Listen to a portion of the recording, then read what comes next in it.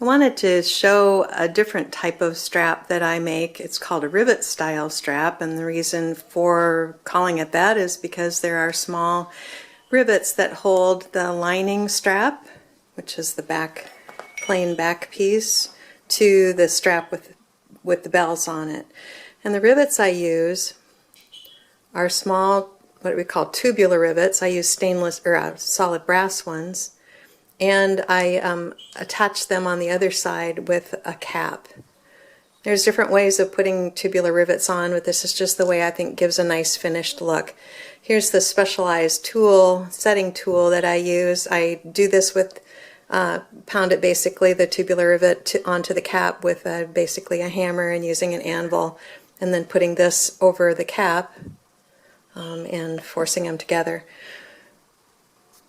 The original strap that I had to adapt was this one that's shown in front here. It's in pretty bad shape. It's been repaired so many times that honestly I'm not really sure I actually entirely understand how the original strap went together. There's lines of stitching or holes where stitching used to be along the edges, but there's also keeper loops that hold the two layers of leather together. There's tubular rivets in holding everything together, or copper rivets. So it's been repaired enough that I'm just truly not sure what all the original design was. But I can tell that there was an end to it where the buckle was. And here's the slot for the buckle, and you can kind of see how that matches up with the original buckle and on the new strap. And then obviously the bells went in the middle. And then at the other end, there's the end with the holes in it for the buckle, which I call a billet. And this one's pretty long. It seems like that's the way this particular strap was built, because the other end is rather long too. But I only have a small fragment of this end of the strap to go by, so I kind of had to be a little creative. I don't have the bells actually attached yet. I'm going to be putting them on in a little bit with these handmade solid brass bell pins, and then a round needle nose plier. But I thought I'd just show you how this whole thing is put together before I get started.